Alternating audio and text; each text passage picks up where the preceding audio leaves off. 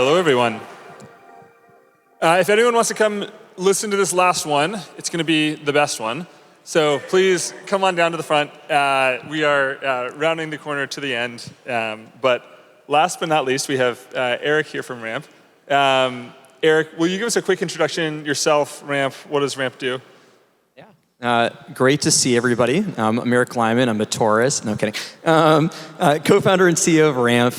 You can think of us as smarter financial infrastructure to run your business. We're most known for issuing smart corporate cards, but we manage payments of all kinds. Actually, the majority of our payments are non-card. We help automate expenses and even automate accounting. We're used by well over 50,000 businesses, and almost 1% of all the corporate payments in the US are powered by Ramp.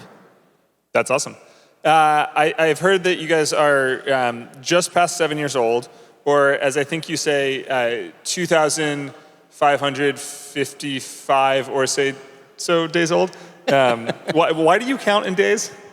Well, originally, I don't think I've ever really told this story. It was kind of a happy accident, if there's any Bob Ross fans out there. It was like our first board meeting, and we had an outside director, and I was like, we don't have any revenue, we're only 133 days old, and we just like put it on the cover and like did it and moved on. But it was one of these things where 2 months later, we had the next one, and I was like, oh, shit, like I better like make a new deck. So I copied and pasted the deck. I updated it from the back to the front and the very end, and I switched it from like 133 to 199 because it just was like updating everything. And I just remember just like, whoa, it's been 66 days. Did we get the same amount done as the previous 66? Did we get more done? Did we get less done? And we were like 7 people. We were competing against companies that had 70,000 employees. We could not outwork them. And we realized there were certain hours that really mattered. We got 10x done, informed the strategy, had far better sales meetings, and we were like, we want to do more hours like that.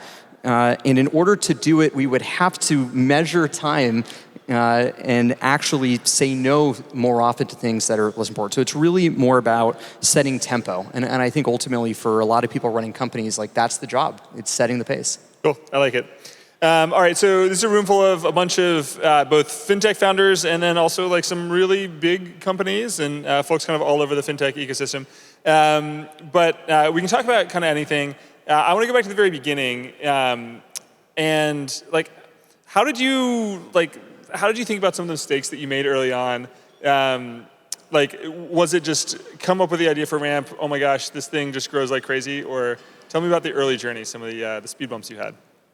Oh, we had a lot of those.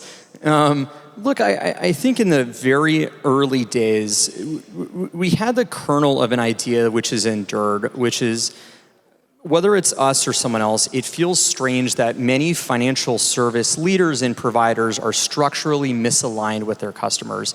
To make it more straightforward, like in the credit card space, the dominant model was there were businesses working really hard to convince you to buy things to earn more points. And there was multipliers. So the more you spent, the more you got. And if you got this, there's a 4x this or that or whatever.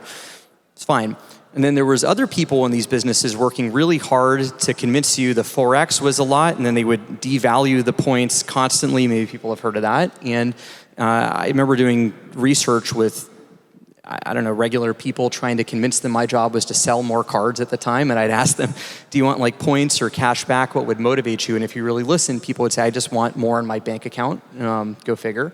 And if you just, you see a lot of subscriptions every month. It turns out if you help people not spend $100 on some subscription they're no longer using, that is $99 more in their account than if they got $1 back on that purchase. Why isn't there a card and software that is aligned with the end customer? You can compete on the basis of value, not on the basis of price, and compete very differently. And so the initial I think enduring mission was very, very good and is still consistent of we exist to save our customers money and have aligned incentives.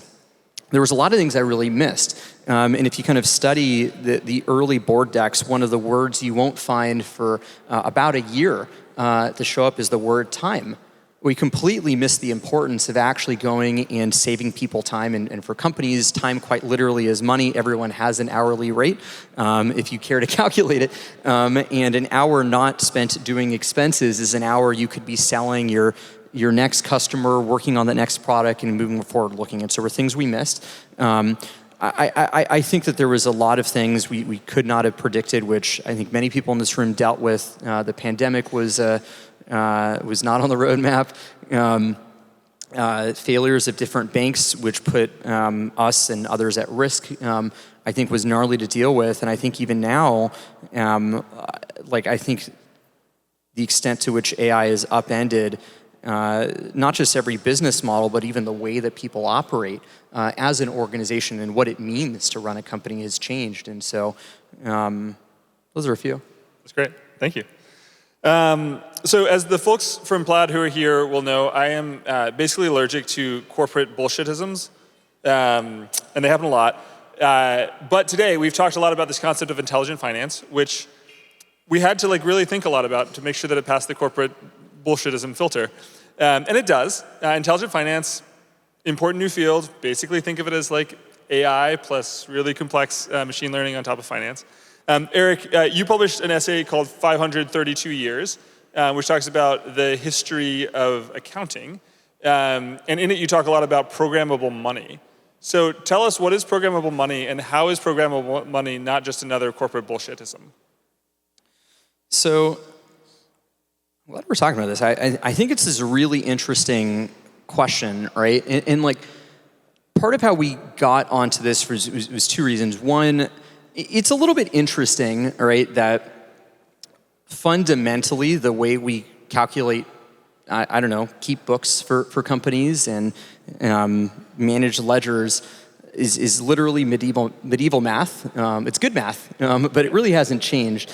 And over the years, if you just looked, but part of why I was so interested in this topic is if you look at a lot of the financial processes and tools that people use, especially in a corporate context, it kind of makes no sense, right? For example, just to deviate for a minute, everyone accepts as normal that if you're going to go take a client to dinner or come travel to an event like this, you're going to use two different systems, right? There's some company somewhere that issues you a card and your policy doesn't drive how the thing actually works, and then you get a receipt, and then you're going to go into some other company's database and you're going to do the report, and you're going to manually enter all the data even though the whole transaction was digital in the first place, and then someone in a center of excellence somewhere is going to go review this thing, and there's 8 people involved in one purchase which was digital in the first place, and it's you would never design it this way. It's sort of nuts, right?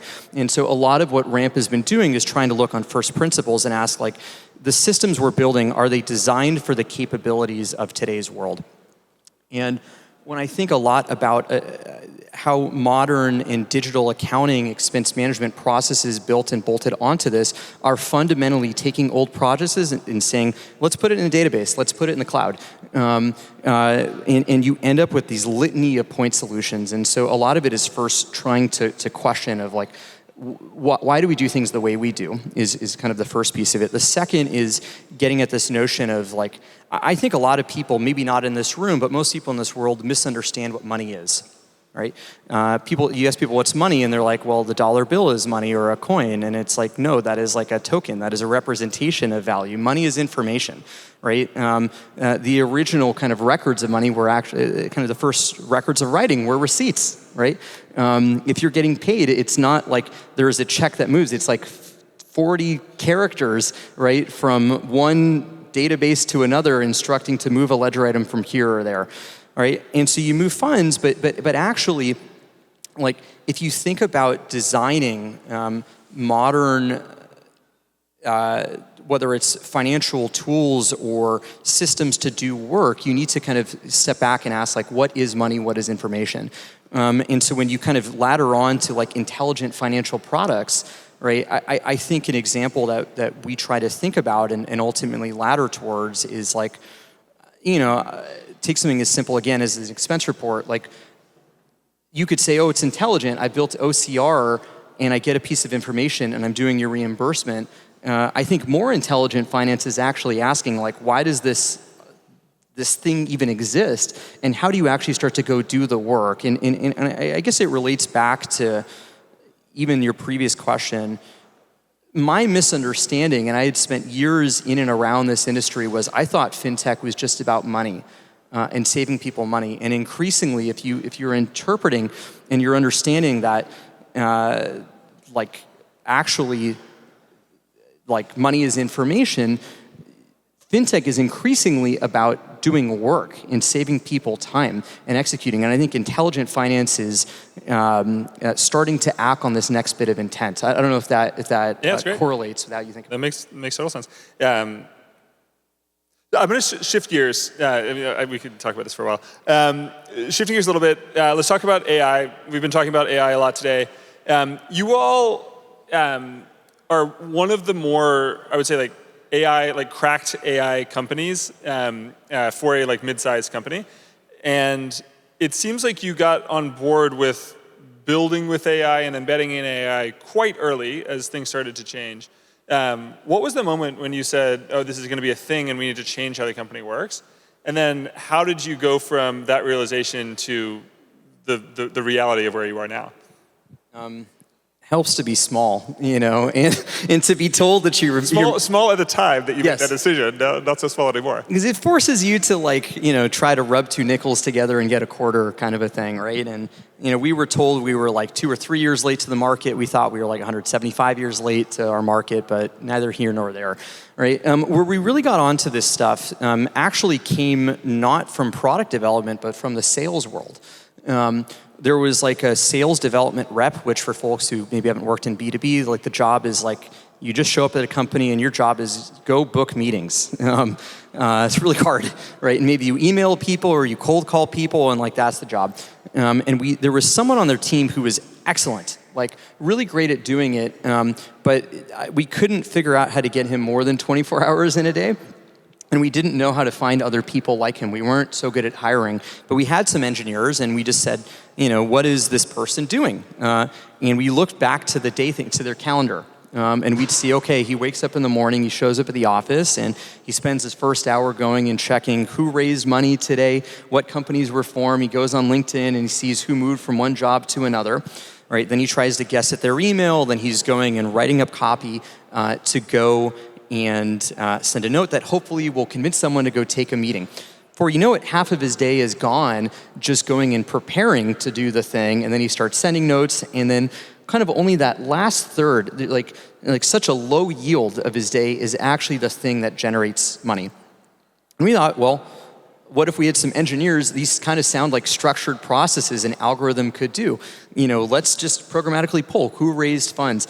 Let's guess the email. Let's run some A/B tests. And around that time, GPT-3 had come out. This was a few months before the ChatGPT moment, and we started trying it to go use this as a way to write better copy for emails or take kind of unstructured data and turn it into good emails. And before you knew it, suddenly, it was writing copy that kind of made sense and worked. And to make a long story short, it was integrated in a process that within a year, he was booking, for him, I think he was booking 8 times as many meetings per day as he was just a year prior. And you flash forward to today, the quota for a salesperson at Ramp, an SDR is we think it's 4 to 5 times our next closest competitor. And so a lot of it was thinking about the lens of not of how do I adopt AI, it's how do I make people better at their job? How do I make them more productive? And we've used that and try to apply it to what are the bottlenecks in engineering, what are the bottlenecks in marketing, what are the bottlenecks in take a function and try to go apply it. And so that I think if you think less about what is the cost to ring out, and it's more of what are people doing with your day, you start to find really interesting uses for AI. Very cool. And yeah, you were small at the time that being small was really advantageous, and then you embedded it and got big, and that's a great story. Tell us about Glass. What is Glass? It's an internal AI tool.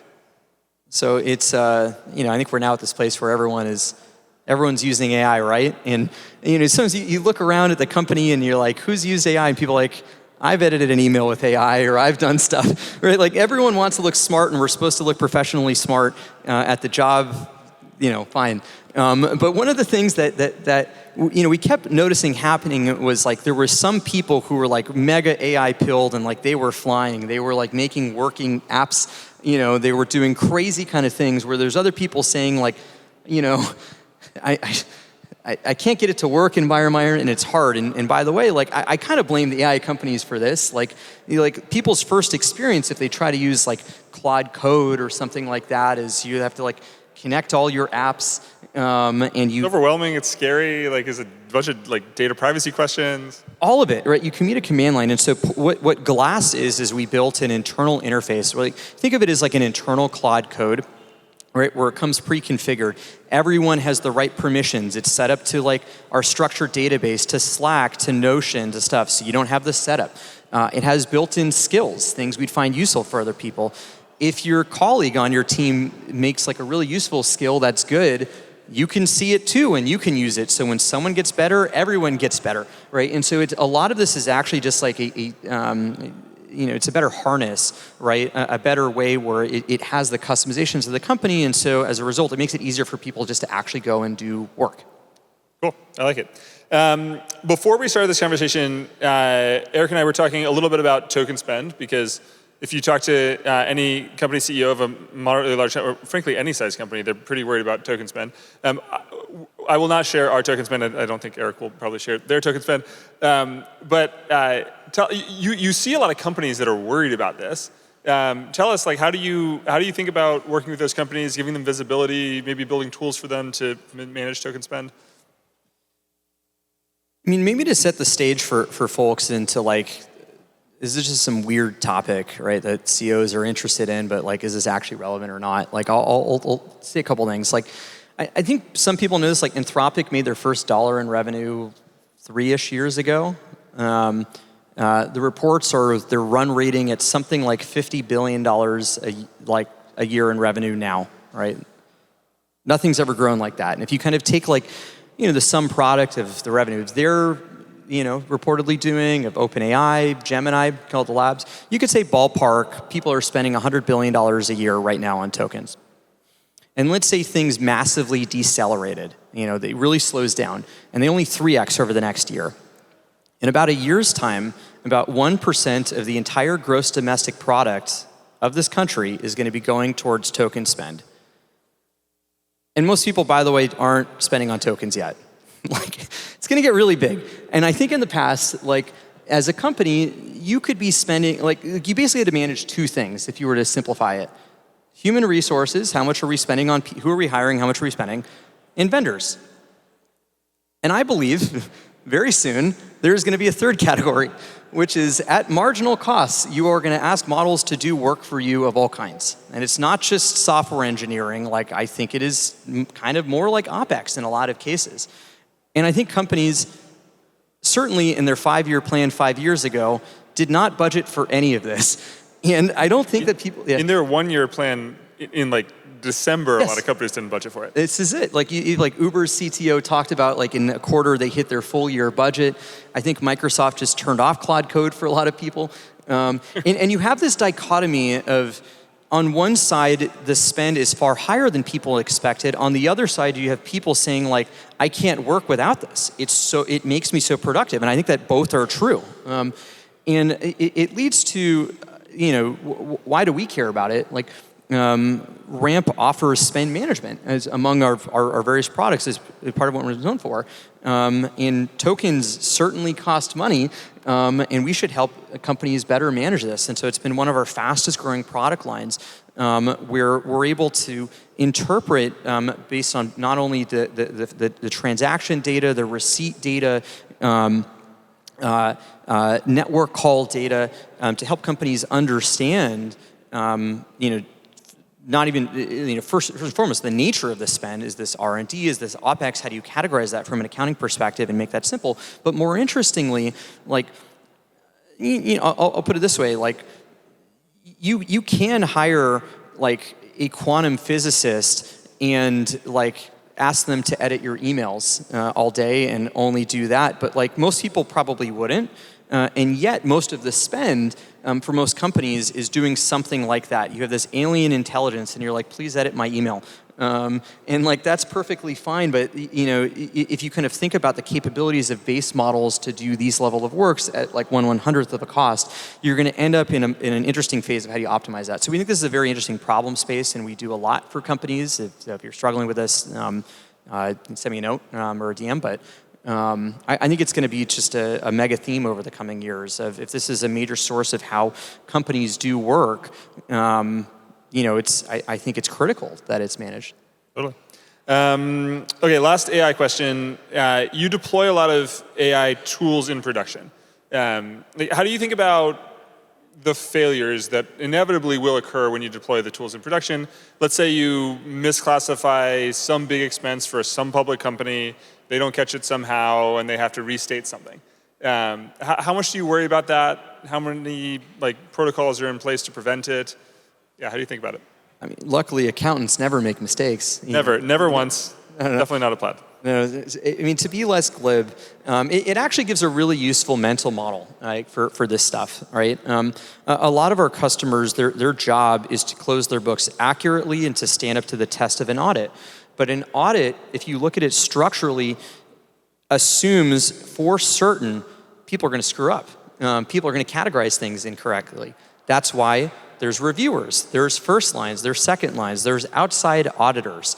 And I actually think designing systems to be not only tolerant of mistakes, but to anticipate mistakes is something you can explicitly design for, and that's a principle that we take in the design of our products. You know, I think introducing, you know, now it's called reasoning in these models, but the initial term of art in this space was this concept of critic models, where you take one large language model and you ask it the question, then you take another and you say like, hey, okay, you got the result, grade it. Does this make sense to you? Yes or no? And actually having two sessions working together, you can arrive at a vastly higher degree of accuracy by having this almost Socratic method. And so a lot of our products, and I think from the design of software themselves, is increasingly looking like models working with each other, checking, and it's much more around benchmarks. What are you trying to do?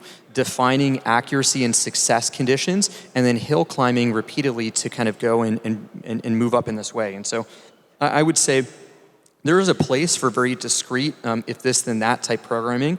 But I think increasingly most of the world doesn't look like that. It's actually a bit messy, and you can have systems to work together to achieve these. So. Awesome. All right, last question from my side, and I'm going to ask you to predict the future.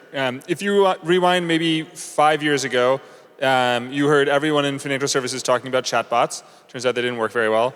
3 years ago, maybe it was crypto. Maybe 2 years ago. Right now, AI. What are we all talking about in 2 years? Like, what's the thing that we're not thinking of yet that we should be? I think we're in this really interesting phase of AI, right, where I don't know, I encounter people on both ends, right? One, every month I'll encounter the engineer who's like losing their mind of like, you know, it's the end of things. I can't see past the event horizon. I only have a few years left, you know, and you have that side. And then you have the other side of like the lab worship stuff of like, and don't get me wrong, like I think these are some of the greatest business models of all time. I think that they're really excellent in a lot of ways. But like, I think like the study of technology and just like the study of business, like I think leads to a more interesting, something we know, right, and have seen a lot, assuming there's not some permanent monopoly, there's one model that takes over everything. It's often the value that is captured by like the inventors of technology is far, far, far less than the value generated to an ecosystem, right? And to give maybe an analogy that's sort of goofy but easy to think about. Like you don't hear a lot of people like obsessing over like the robber barons of the air conditioning industry or the great dynastic fortunes of people who invented the air conditioner. And yet, like I grew up in Las Vegas. That city could not exist right prior to the invention of that. Miami is in vogue. There's all kinds of knowledge work couldn't happen, and there's incredible ecosystems that have been created kind of in the wake of that invention. And this is true of the Industrial Revolution. This is true of the automotive revolution. I think as the cost of knowledge work goes down, I think there's this interesting class of questions that you can ask of like what business models and new things are possible if thinking is not so expensive. If intelligence is accessible, if skills which used to be scarce are accessible to so many more people, so many more businesses would get created. There's so many more useful things we could do on behalf of people. And so I think in a few years from now, I actually think we will have gotten closer to working through this question of actually if intelligence and skills which were scarce are accessible to more people. I think we'll get to the more interesting questions of what are all the things we can build and do that are way more valuable that we could never do when the cost is prohibitive. And so I would just, I don't know, for people here, I'd encourage people to think about that. Like, I think sometimes it's scary of like, it's hard to categorize things in an app, and now suddenly like models can do that out of the box. Great. Now that we've categorized all the transactions, what are we gonna build? What are we gonna do for all these people? And so getting to those questions earlier, I think is the useful, interesting stuff. So abundance is coming, labor abundance is coming, and it's gonna be awesome. And you're really optimistic about it. That's a great place to end. Thank you for doing this. We appreciate you being here. Thanks so much. It was a ton of fun.